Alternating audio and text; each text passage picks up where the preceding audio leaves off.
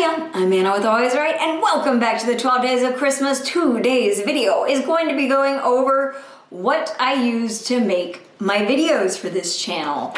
We'll be going over pretty much all the cameras, all the accessories, you know, my lighting, my softwares I use, calendars, planners, and some other miscellaneous things I use for the channel. These will all be linked down in the description if you are interested. Let's get into it. Very first thing we're going to talk about is cameras. So for this channel, I use 3 different devices to record videos. I have my little GoPro here, which I use when I'm vlogging. I used it most recently when I did like the Barnes & Noble book haul video. It's great, compact, it's very easy to use. There's like 2 buttons and it's there. This is the 10 black and I would not recommend the 10. It overheats a lot. I didn't know that when I like purchased it, but here, if you wanna see kind of like the difference, yeah, it's got a little screen there. And then on the front here, it also has a screen so you can see what you're doing. But with this little guy, this is the more expensive one. They do have a cheaper one. It's a very interesting little camera. You'll get to see some footage of it here in a minute. So don't worry, you will get an opportunity to see how it records. I'm gonna turn it off, but this, you almost have to like break it to get to the battery, the charging port, and the micro SD card here. So this is a really good little camera if you're looking for a rugged little guy that is happy and is good to go. I would recommend the GoPro. It's very fun, very lightweight. One thing I really like, especially when I'm like vlogging with it, is that it has kind of a stabilizer in it that just keeps it nice, keeps it clean. I did get like the package with it, so I have a tripod that's specifically for it, as well as like a spare battery, a special charging cable, and all that jazz. Next, of course, is my phone. You do not need any kind of cameras to make YouTube videos nowadays. You can do it on your phone. That's the beauty of it. It has like the editing software already installed in it. It records great footage, great audio. So if you're like really stressed, if you're worried and you want to start a YouTube channel but you just don't know how, you probably already have the solution. One note, and this is just like a total side note, yeah, if you are gonna be recording with like, for example, an iPhone, I highly recommend having like a Mac to edit with it because the iPhone transfers files over to the Mac very easily, very well, but I've had issues transferring video files from my iPhone to my Windows computer that I edit with. So just a note for you, if you're kind of looking to get started with it, the phone is an amazing option. They make a lot of tripods that work with phones, so you don't have to worry about that. And now it's time for the next camera. One second, I gotta get it down. There she is, our main girl. She is a Canon EOS M50. It is a really easy camera to use, and the beautiful thing about it is that it just will pop open, and then there's your screen finder. And then the really cool part that I really like is that the screen will rotate like that. So you can, that's right, we can see what we're recording really easily. The record button's just like right here, photo button's there, it has a delay option. It's amazing. I absolutely love my little Canon EOS M50. I would highly recommend it for anyone that is willing to put a little bit of money in to like their potential YouTube channel. This is what this little camera looks like when you're vlogging with it. It also, like I said, has that fisheye. So what you would normally see with like my Canon is you'd see like the edge here to like the edge right there. You wouldn't see the calendar, you wouldn't see this chair.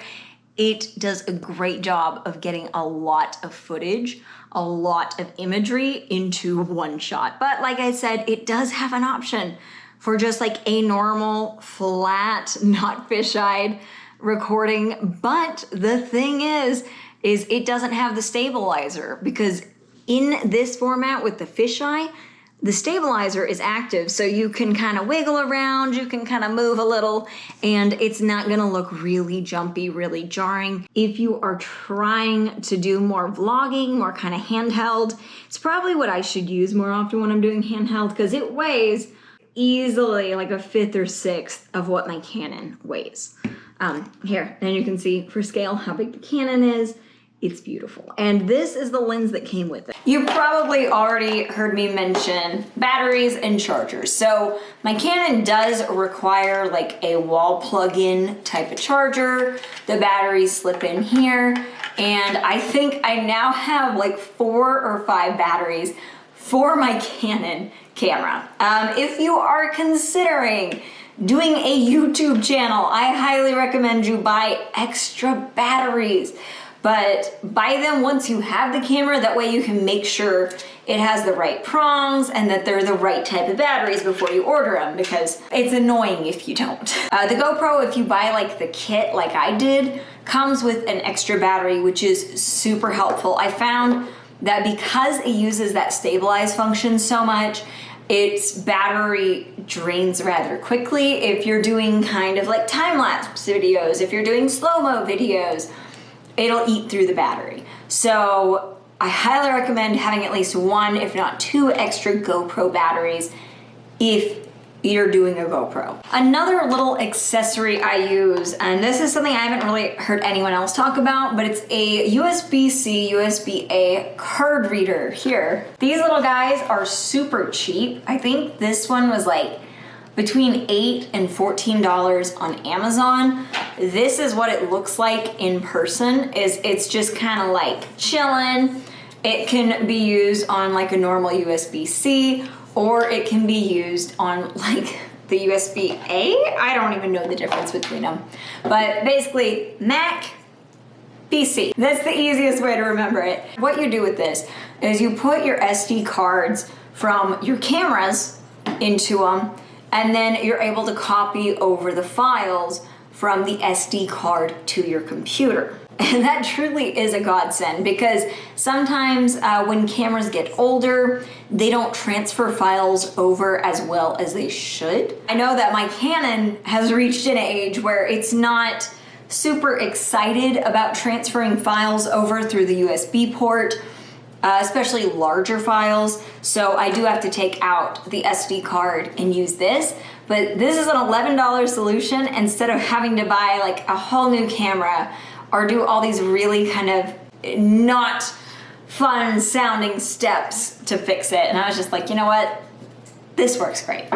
Another accessory is memory cards. If you are not doing just the phone route, if you're wanting to do the GoPro, if you're wanting to do like the camera route, buy extra cards, buy extra memory cards, and try to put them in some kind of zip container that's easy to find. Let me show you mine real quick. I keep them in this. This is my little like dinosaur fan. And he's got a zipper on the back, and then I'm able to safely contain all of my extra SD cards. Like, boom. These are where all my little extra cards go. And this is such a funky thing. I'll remember, this is where the extra SD cards go. Next accessory I use like every single video is an external hard drive. I highly recommend, if you are looking to do videos, that you buy an external hard drive. They're not that expensive anymore, but buy an external hard drive and keep all of your files from your recordings on that external hard drive. And the reason I'm recommending you put them on an external hard drive instead of just downloading it to your computer is that videos take up a lot of disk space.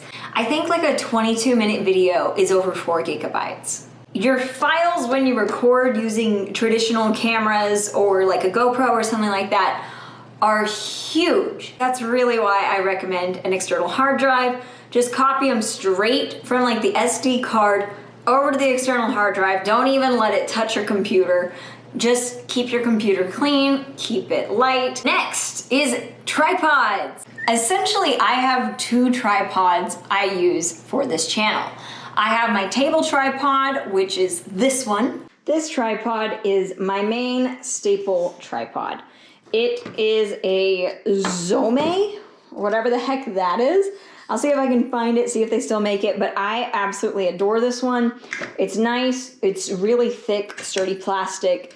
This base here is currently on the Canon seat. That's how like a normal camera would attach. It doesn't have the little feetsies that the GoPro does. But it attaches here, and this is pretty standard issue for tripods that are intended to be used with regular cameras. And also, this is like the short setting. This is without all the legs out. This is just like my on the tabletop go to height and go to thing. You can easily adjust it by twisting and just tightening. It's amazing. So let's get the Canon back on her and move on. And then I have this tripod. It doesn't get shorter. It gets a little shorter. But this is my DeWalt tripod, and she is so silly. She's a good height to record like the tabletop. She's not tall enough to really get my face well, or at least at an angle I like. I use her for primarily capturing stuff I'm doing on a table. She does get taller. She gets up to like, I think 5 feet or something really silly. Do you need this? No. No, I don't know why I have it, but I have it. As you can see, it's similar construction to my little orange main one. You just kind of loosen it here, and then you can wiggle wobble, you know, all to your heart's content. This one does have 2 levels on it, so that you can ensure, you see that little yellow dot there? That's a level. There is another level. So you can see if your tripod is level, and your camera angle is level. I know I didn't show it in the original clip, but the little orange tripod, my tabletop tripod, that one also has a level on like the leg part.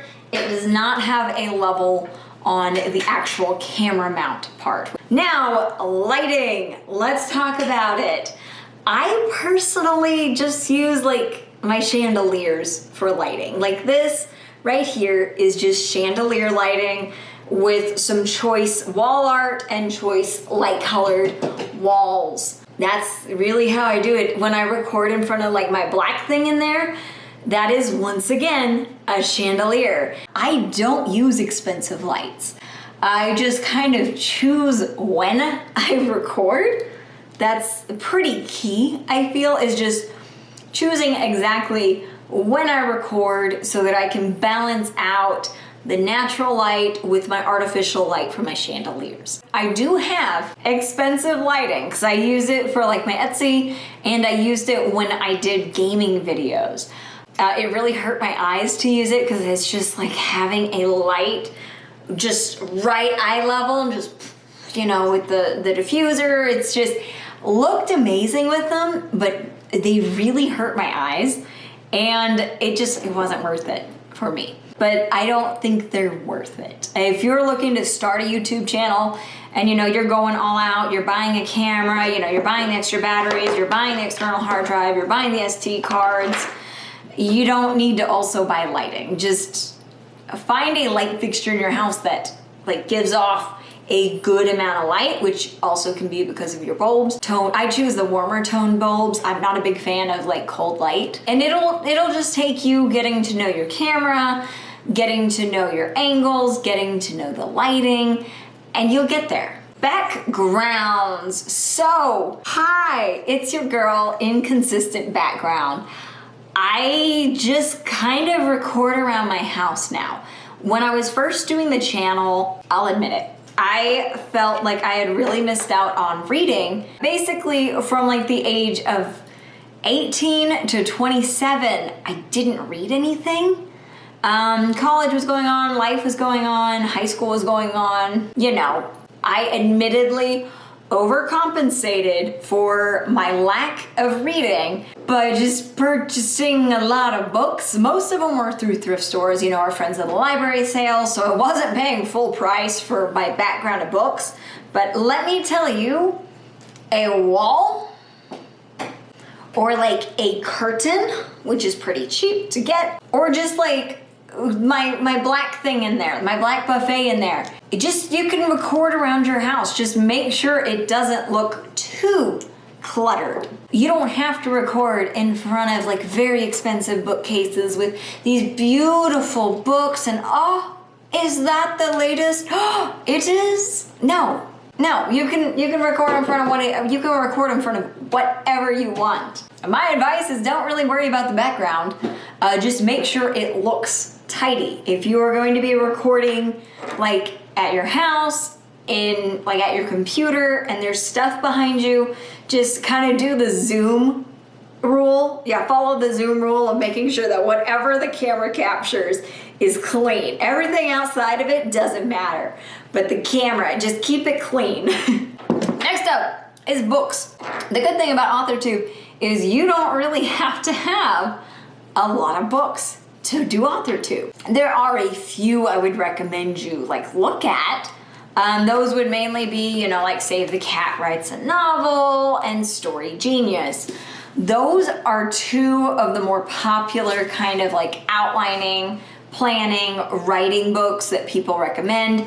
Everything else is kind of peripheral. You don't need masterclass. But you don't need masterclass, to be able to write, to be able to do your videos, to be able to do whatever. You don't even need books to do it. If I'm being quite honest with you, you don't even really need books to do AuthorTube. I highly recommend you read books, but you don't have to have this book or that book to do your channel. And then miscellaneous things. These are things that you don't really think about. And these are things that I wasn't thinking about until I literally went to my office to grab my GoPro and I was like, oh yeah. One of the biggest kind of things for me is notepads. This is like a Barnes & Noble, a lined notepad. Just really basic, really nice. You can use a spiral notebook. It's just I don't lose this very often because it's big, it's nice and thick, and it's a darker color. But like I said, you can use a spiral bound notepad. You can use a composition notepad. Another kind of peripheral thing is little scrap paper. This is a St. Jude Children's Research Hospital little piece of paper, just a piece of paper. And I use these little random scraps of paper to write all of my timestamps for my videos on them. It's super easy. They're right there next to my desk. Once I fill it in with timestamps or notes or whatever, I just throw it away. A lot of the stuff I do with my notepads and my just scrap pieces of paper can be done with a notes app or on your phone. It's just, I prefer writing my scripts out and outlining my videos and stuff like that on paper. I'm not very good at using my computer or my phone to do the timestamp stuff or the outlines, because I feel when I'm on my phone or my computer, I get distracted. Next up, calendars. So I use calendars to kind of keep track of every word I write, and I use it to keep track of my progress and my goals and blah, blah, blah, blah, blah. You know the drill. So this is one of my favorite calendars, and this is a $5 calendar from Target.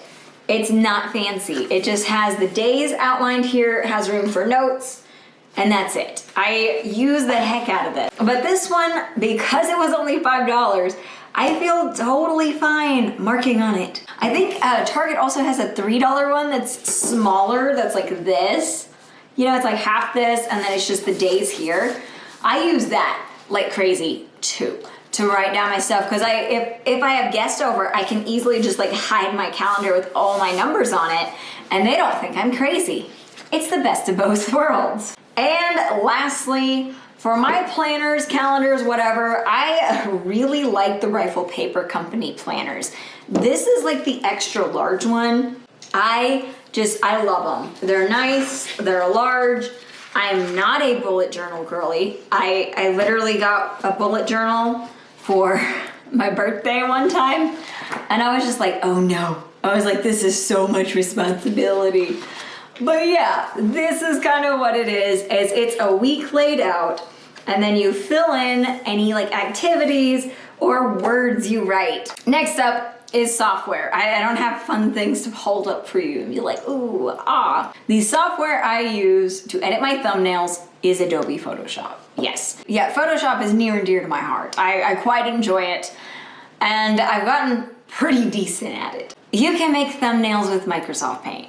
Let's be honest, you do not need Photoshop. I've spoiled myself with Photoshop for like the last 3 or 4 years, and so I'm just gonna keep using Photoshop. And no, it is not reasonably priced. It is outrageously expensive. For my video editing, I use Adobe Premiere. Adobe Premiere is in the same creative suite as Photoshop, so it's in the same kind of subscription. Now, I will admit, I have used the student version of Adobe Premiere, and I have had great results with it. I actually think the Adobe Premiere for students, which is just a flat fee last I heard, is just as usable as Premiere. Premiere has a lot of stuff that you're probably not gonna use. That's not gonna really help you. I've tried the student Photoshop and I hated it.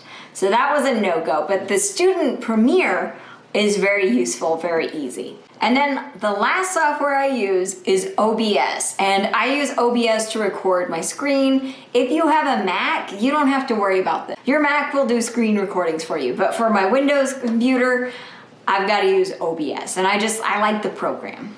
It's free, and that'll be linked down below. Thank you all so much for watching. Thank you for liking, commenting, subscribing, and as always, let's get writing. Bye!